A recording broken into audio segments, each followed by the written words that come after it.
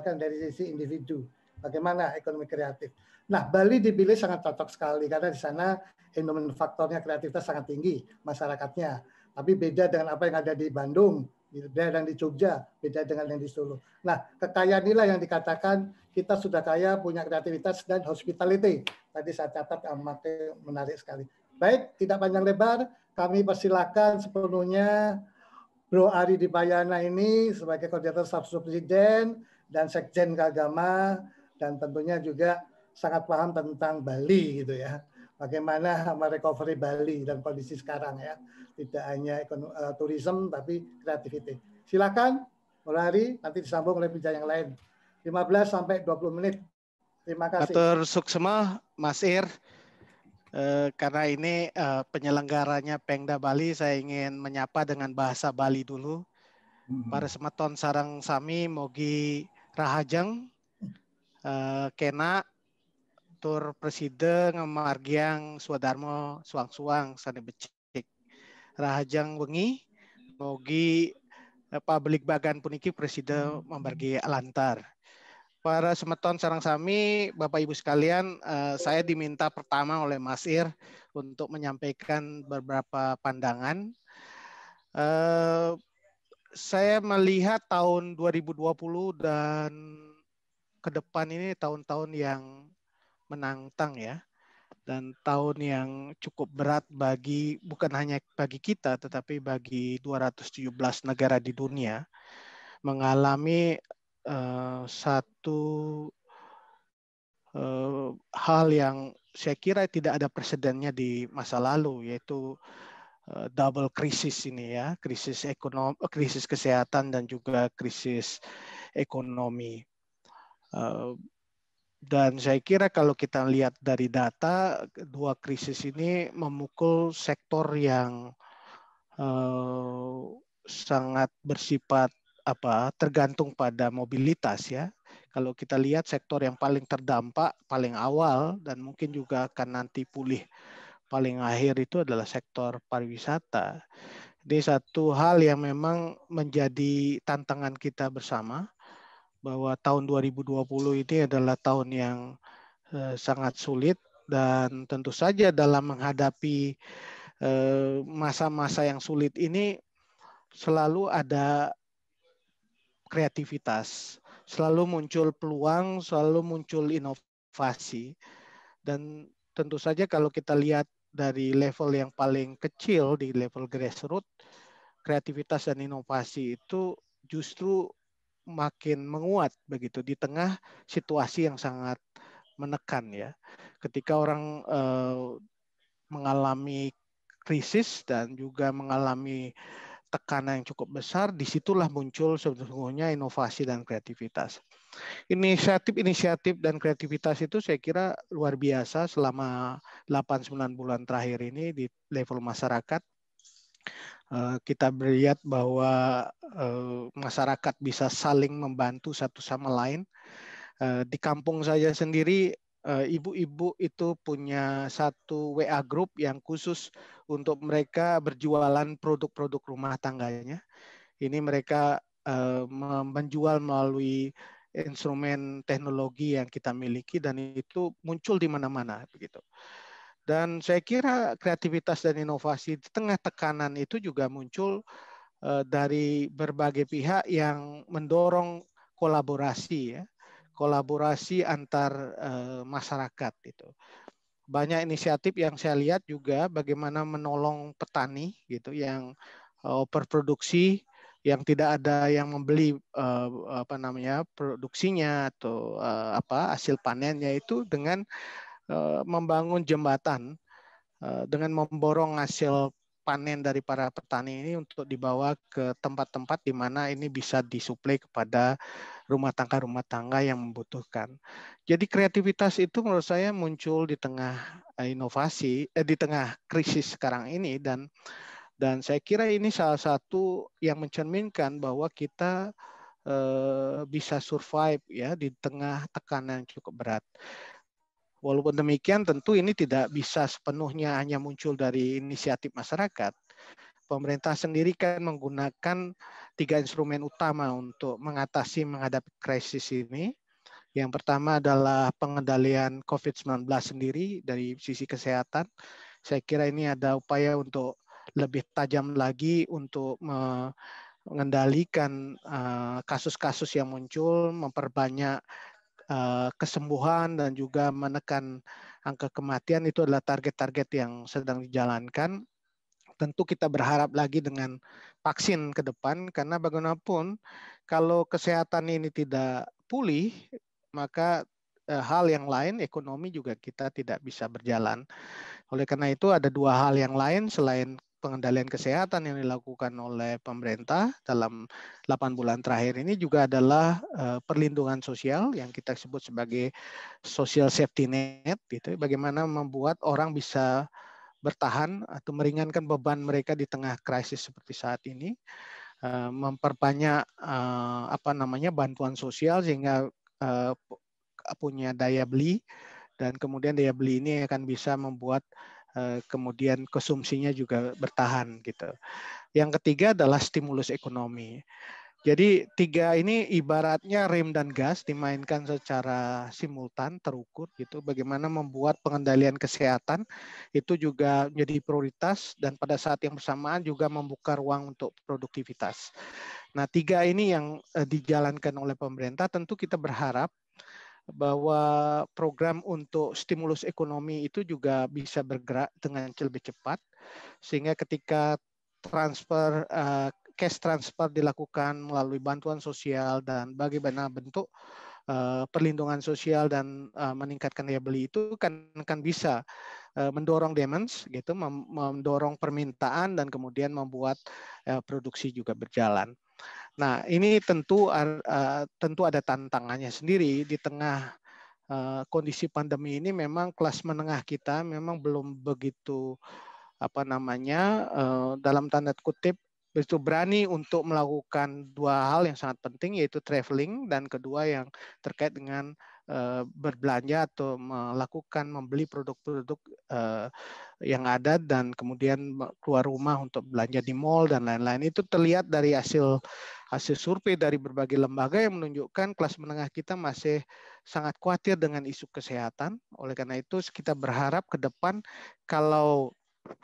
kalau ini bisa selesai, misalnya pandemi ini dengan vaksin, tentu ini akan menjadi harapan baru.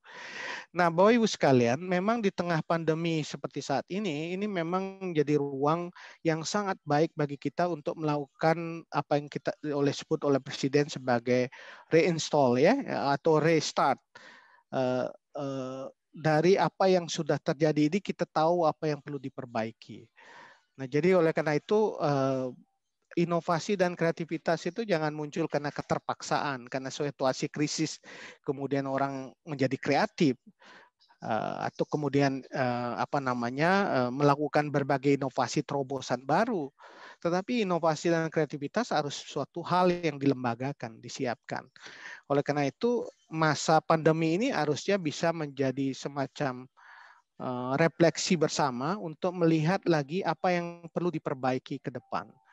Saya kira tadi pandangannya cukup banyak yang disampaikan oleh Pak Budi Karya dan Pak Wisnu, ya, bahwa ekonomi kreatif ini adalah ekonomi yang menjanjikan ke depan. Saya kira kalau kita lihat dari apa yang disampaikan itu, kita punya modal yang cukup besar dari pengembangan ekonomi kreatif, dan kita tahu bahwa ke depan kita tidak mungkin hanya mengandalkan pada apa yang kita sebut sebagai sumber daya alam, gitu ya. Kita tidak bisa hanya mengandalkan kekuatan kita pada kemampuan kita memproduksi dan juga mengekspor sumber-sumber daya alam.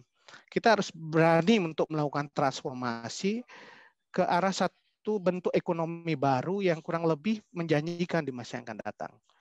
Nah, kalau kita hanya mengandalkan sumber daya alam, maka kita sudah jelas akan menghadapi apa yang disebut dengan dat disease, ya, penyakit Belanda itu, ya, perangkap sumber daya alam, pembangunan sumber daya alam, ketika kita menghadapi situasi di mana sumber daya alam kita akan habis, dan pada saat itulah kemudian akan menjadi satu kemiskinan baru atau ketergantungan baru. Oleh karena itu kita harus memulai melakukan transformasi ke bentuk ekonomi baru yang kira-kira menjanjikan di masa yang akan datang.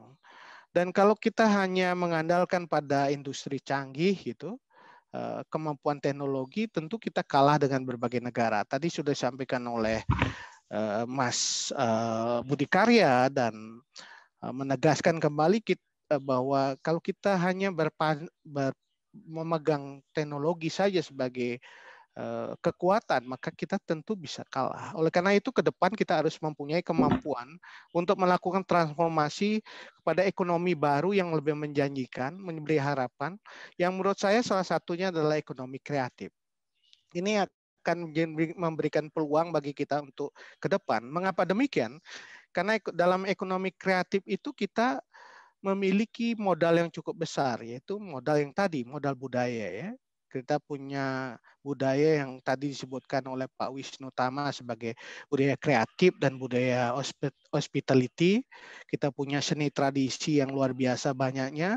Kemudian kita juga punya modal yang luar biasa, yaitu jumlah anak muda kita yang cukup besar dan punya talenta. Ini juga salah satu yang menurut saya menjanjikan di masa yang akan datang. Nah, dan pertumbuhan ekonomi kreatif ini juga luar biasa menurut saya, karena tadi datanya juga sudah disampaikan bahwa pertumbuhan ekonomi kreatif dari tahun ke tahun semakin besar kontribusinya terhadap PDB. Kemudian juga dari pertumbuhan tenaga kerja itu juga sangat luar biasa, karena jumlah tenaga ekonomi kreatif menjadi penampung jumlah tenaga kerja yang cukup besar. Bukan hanya sebagai kita tahu bahwa muncul banyak wirausaha dan juga job creating yang muncul, bukan hanya kita job seeking ya, tapi juga job creating, itu menciptakan tenaga kerja. Nah, potensinya luar biasa besarnya, dan tentu PR kita adalah di masa pandemi ini kita harus bisa meletakkan fondasi supaya transformasi ekonomi menuju ekonomi kreatif itu semakin cepat begitu. Nah, sekarang ini revolusi digital dan transformasi digital yang terjadi di masa pandemi ini justru mempercepat itu bisa dilakukan. Tetapi itu belum cukup. Saya melihat ada 3 hal yang sangat penting yang kita perlu dorong ke depan ya. Yang pertama adalah edukasi ya. Ini kita nggak boleh melupakan agenda-agenda besar edukasi yang menyangkut tentang bagaimana menumbuhkan kreativitas di kalangan anak-anak muda. Jadi anak-anak kita harus diajarkan lebih inovatif, lebih kreatif, lebih konstruktif, lebih produktif, sehingga bisa melakukan apa yang tidak bisa dilakukan oleh mesin. Saya mengutip dari Jack Ma ini. Saya kira ini penting sekali edukasi yang memuat soal kreativitas dan inovasi. Jadi kurikulum pendidikan kita, kemudian kita juga bicara soal pendidikan keluarga, itu harus betul-betul mengajarkan pada anak-anak kita mengenai kreativitas. Atau memberikan nilai-nilai yang mensupport kreativitas. Jadi itu yang menurut saya sangat penting sekali untuk dikedepankan dan membentuk ekosistem yang cukup baik. Kita ingin melahirkan banyak anak-anak muda yang kreatif, yang betul-betul punya kemampuan untuk berinovasi, tapi itu tidak mungkin muncul tiba-tiba dari langit gitu. Harus ada upaya untuk melahirkan melalui sistem pendidikan, melalui edukasi yang saya sebutkan tadi. Nah, yang penting menurut saya yang pertama. Yang kedua adalah fasilitasi. Fasilitasi ini untuk mendorong munculnya inisiatif-inisiatif itu menjadi sesuatu yang lebih bermakna atau bisa berimpact besar. Ya. Jadi bagaimana anak-anak muda yang sudah punya kreativitas itu difasilitasi dengan memudahkan membuka usaha misalnya. Memudahkan bagi mereka untuk mengakses pendanaan. Kemudian bagaimana mengembangkan pasar, ini fasilitasi yang harus didorong. Gitu. Dan kita bersyukur dari kurang lebih 10 tahun terakhir, pemerintah itu mempunyai concern dengan memperkuat ekonomi kreatif ini. Tidak hanya pada masa Pak Jokowi saja, dan di masa Pak Jokowi fenomena yang paling penting adalah yang kita catat sebagai milestone-nya adalah pendirian Badan Ekonomi Kreatif. Tapi sebelumnya itu, zaman Bu Mary Pangestu sebagai Menteri Pariwisata dan Ekonomi Kreatif juga ada perhatian cukup besar terhadap ekonomi kreatif. Jadi ini harus dilanjutkan dengan sesuatu langkah yang lebih konkret untuk memberikan fasilitasi, mendorong anak-anak muda yang kreatif ini untuk betul-betul bisa tumbuh dan berkembang. Gitu. Nah, Badan Ekonomi Kreatif adalah salah satu pilar penting atau penjuru untuk melakukan hal itu. Saya berharap betul di sini hadir Mas Riki untuk menyampaikan bagaimana ekonomi kreatif ini harus didorong atau didukung oleh Badan Ekonomi Kreatif, ya, termasuk juga Kementerian Pariwisata saat ini. Nah, yang ketiga, yang menurut saya sangat penting adalah kita perlu mendorong ruang-ruang kreatif yang lebih banyak, ya. Saya melihat beberapa kota itu sudah mengembangkan atau mendorong munculnya ruang-ruang kreatif. Salah satunya adalah Denpasar, kita tahu Jogja, Bandung, kalau kita lihat data ya, DIY itu atau Jogja itu sangat besar sumbang ekonomi kreatifnya, saya kira sudah terbentuk ruang-ruang kreatif di sana. Kemudian yang kedua Bali, Denpasar juga salah satu kota yang sudah membangun branding sebagai kota kreatif, kemudian Bandung, Jawa Barat, kemudian Surabaya, Jawa Timur, dan Sumatera Utara. Jadi inisiatif-inisiatif untuk membuka ruang kreatif ini harus didorong, terutama oleh pemerintah daerah. Dan tidak hanya sekedar membuka ruang kreatif, saya kira juga proses engagement, ya, melibatkan orang-orang kreatif di dalam proses perencanaan pembangunan, soal kebijakan itu sangat penting sekali, karena saya kira dengan kehadiran dan pelibatan orang kreatif di dalam proses pembangunan kota dan juga dalam proses kebijakan itu akan memberikan satu inklusivitas kebijakan yang lebih kuat di satu sisi, tetapi di sisi lain akan membangun kepercayaan diri orang-orang kreatif bahwa mereka menjadi bagian, punya ownership terhadap kotanya sendiri. Dan saya kira itu kontribusinya luar biasa untuk menggerakkan ekonomi, karena saya kira salah satu kekuatan ekonomi kreatif itu adalah inklusif, ya. Dia bisa melibatkan banyak pihak untuk terlibat di dalam ekonomi kreatif itu. Jadi saya ingin menegaskan lagi bahwa yang kita harus dorong itu tidak hanya edukasi untuk melahirkan banyak kreativitas atau mendorong nilai kreativitas itu dimunculkan. Kedua, fasilitasi.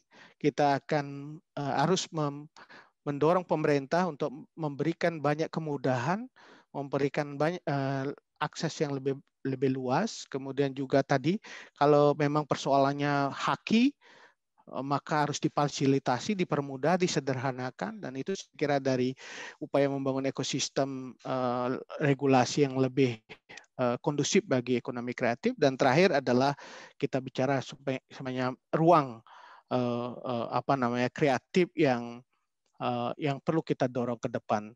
Nah, itulah saudara sekalian yang saya pikirkan terkait dengan pandemi ini harusnya bisa menjadi momentum bagi kita semua untuk melakukan satu transformasi ke depan, ya. Tetapi dimulai dengan menyiapkan dulu kerangka yang lebih kuat untuk menata ekosistem yang lebih baik bagi berkembangnya ekonomi kreatif. Dan itu saya kira tidak hanya bisa kita serahkan pada Kementerian Pariwisata dan Ekonomi Kreatif, ini juga bagian dari lintas sektoral, gitu ya. Ada edukasi, itu artinya Kementerian Pendidikan, Kementerian Agama, keluarga, itu sangat penting. Kemudian fasilitasi juga terkait dengan BUMN, terkait dengan berbagai pihak UMKM, dan juga ruang itu terkait dengan Pemda, terkait juga dengan kepentingan seluruh stakeholders yang mendukung bagi ruang-ruang kreatif. Sekira itu Mas Er, pandangan saya terkait dengan apa yang perlu kita lakukan dan siapkan untuk transformasi ekonomi kita menuju ekonomi kreatif, yang saya kira ini menjadi satu opportunity ke depan. Terakhir saya ingin mengatakan tahun ini mungkin adalah tahun tantangan, tetapi menurut saya juga menjadi tahun harapan karena di situ ada peluang kita untuk menata kembali diri kita supaya lebih baik untuk ke depan. Terima kasih Mas Er. Terima kasih, kita beri aplaus ya Pak Ari PhD Ayana yang sangat apa ya saya katakan, kita satu kata kunci yang menarik dari beliau adalah kita lakukan reinstall ya, restart new economy ya. Mungkin new economic ini quote and quote ada kreativitas ekonomi yang harus dibangun, ekosistemnya, pendidikannya, dan koordinasinya ya, sinergitas antar kementerian lembaga dan kerjasama. Nah, ini paling penting. Kemudian multi stakeholder yang terkait. Dan beliau memberi pesan bahwa ini momentum yang baik untuk dilakukan, terutama adanya stimulus-stimulus kesehatan, stimulus safety net, dan stimulus ekonomi tadi ya. Nah, yang paling penting nanti bagaimana di level grassroots, bagaimana Bali bangkit dari level pedesaan. Yang penting masing-masing punya keunggulan menjawab satu persatu, satu saja, tidak boleh lebih dari 5 menit. Silakan, Pak Ari dulu. Oke, Mas Ir. Boleh, orang Bali soalnya. Iya, ini udah malam juga di Bali. Oke, saya menjawabnya lebih makro kemudian ke yang mikro ya, yang tadi disampaikan Mas Iksan dan juga di Surya ya. Saya melihat krisis ini kan sering membuat orang mengingat apa yang sering dilupakan ya. Jadi mengingat lagi apa yang dilupakan. Kalau sekarang ini kita terjadi krisis, terutama kalau kita bicara di Bali, dulu pariwisata itu menjadi satu budaya yang sangat kuat. Jadi bahkan disebutkan bukan hanya pariwisata budaya, tapi budaya pariwisata gitu. Dan orang melupakan pertanian kan, melupakan hal yang lain. Jadi ketika terjadi krisis di sektor pariwisata, akhirnya orang mengingat lagi pertanian. Nah ini yang saya kira perlu kita jadikan evaluasi bersama supaya kita jangan berpikir atau mempunyai pandangan yang serba dadakan ya. Kalau pariwisata krisis baru pertanian. Tetapi kita harus punya cara berpikir yang lebih holistik dalam pembangunan. Saya setuju tadi yang sampaikan Weda, bahwa ketika kita melihat bagaimana hubungan antar sektor ini kan kita harus betul-betul integrated ya. Tidak serta-merta ketika kita bicara pariwisata ya pertanian dilupakan atau tidak digarap secara serius. Padahal ini dua sektor yang saling menguatkan. Bahkan kalau saya bilang sih Bali kalau bisa ke depan harusnya ada 3 yang sangat kuat. Agriculture tadi, kemudian pariwisata dan juga ekonomi kreatif. 3 sektor yang saya kira bisa bergerak bareng. Asal dipikirkan dalam kerangka yang lebih integrated tadi. Misalnya kalau kita mengembangkan ekonomi pariwisata ke depan, ini harusnya juga berbasis tadi. Berbasis pada upaya untuk memperkuat pertanian ya. Basis cara berpikirnya kan sudah disediakan oleh konsepsi yang sudah ada dalam masyarakat Bali, Trihita Karana, menjaga air, menjaga tanah, menjaga budaya, menjaga pohon, menjaga hutan. Itu yang disebut Bu Sita tadi sebagai living heritage kan, yang sesuatu yang hidup dalam masyarakat. Dan itu sebenarnya kekuatan Bali yang harus dipertahankan begitu, sehingga ini menjadi satu kekuatan yang bisa menopang pariwisata Bali. Nah, itu yang tadi saya sebut reinstall tadi, bahwa ini kesempatan kita untuk memikirkan kembali konsepsi yang lebih utuh terkait dengan pembangunan Bali, baik pariwisata, pertanian maupun juga ekonomi kreatif. Misalnya ekonomi pariwisata sekarang harusnya berbasis pada tadi keselamatan dan kesehatan. Ini juga cara berpikir Bali yang sangat kuat. Ketika di masa lalu orang berpikir bahwa tourism itu adalah cara untuk membangun kebahagiaan gitu. Jadi konsep kesehatan itu lebih holistik, tidak hanya kesehatan dalam pengertian fisik, tetapi juga jiwa gitu. Jadi konsepsi kesehatan juga menjadi konsepsi penting dalam kearifan lokal Bali, dan termasuk juga membuat pariwisata lebih inklusif ya. Inklusif dalam pengertian bagaimana pariwisata juga melibatkan atau menarik sektor-sektor yang lain supaya hidup dan berkembang.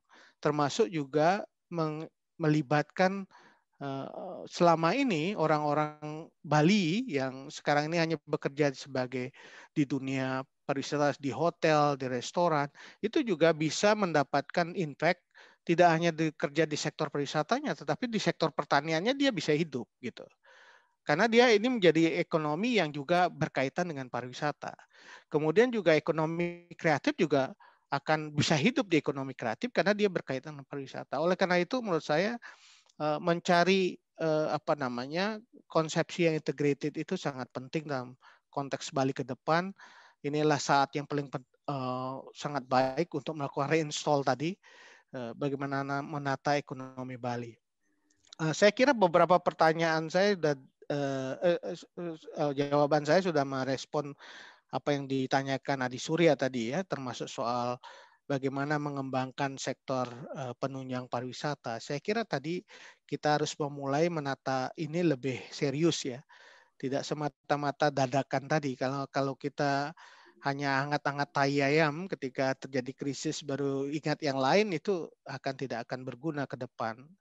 Saya kira kita harus memulai dengan kerangka yang lebih holistik tadi. Terakhir dari Bang Iksan ya, dari Bengkulu, saya kira kalau kita lihat apa yang dilakukan oleh Presiden Jokowi dalam 6 tahun terakhir ini kan meletakkan dasar yang cukup kuat bagi pengembangan ekonomi kreatif ke depan. Tadi kata kuncinya sebenarnya penataan ekosistem.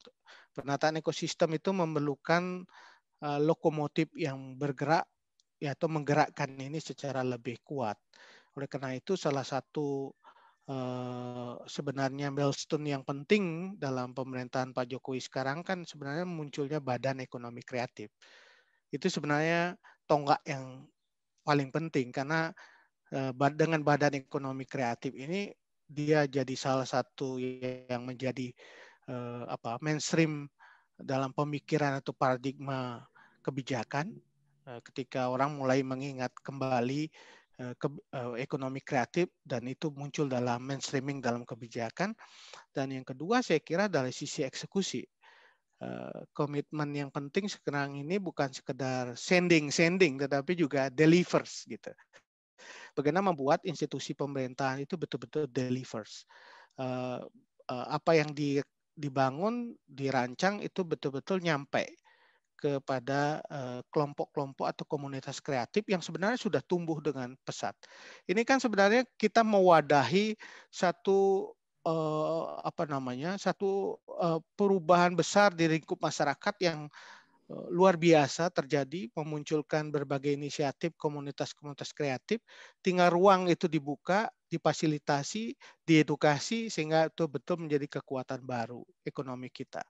Nah, ini saya kira PR yang kita harus jalankan ke depan, bagaimana ekonomi kreatif betul-betul menjadi ekonomi baru, menjadi ekonomi harapan, dan itu memberikan kesejahteraan yang lebih baik bagi kita semua. Jadi prinsip dasar ekonomi kreatif itu kan ekonomi yang bersifat inklusif.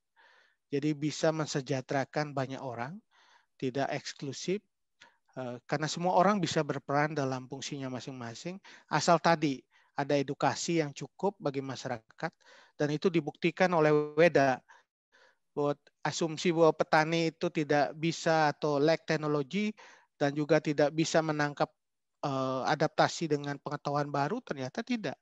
Justru bisa mengadaptasi pengetahuan baru, teknologi baru, asal edukasinya jalan, kemudian kita kenalkan sebuah sistem yang lebih fair kepada petani. Tadi kata kuncinya fair trade kan, bahwa kita jangan memperbanyak middleman, memperbanyak maklar, memperbanyak calo, tetapi justru bagaimana mengenalkan petani kepada pasar dan pasar bisa langsung mendapatkan akses ke petani sehingga kesejahteraan petani semakin baik.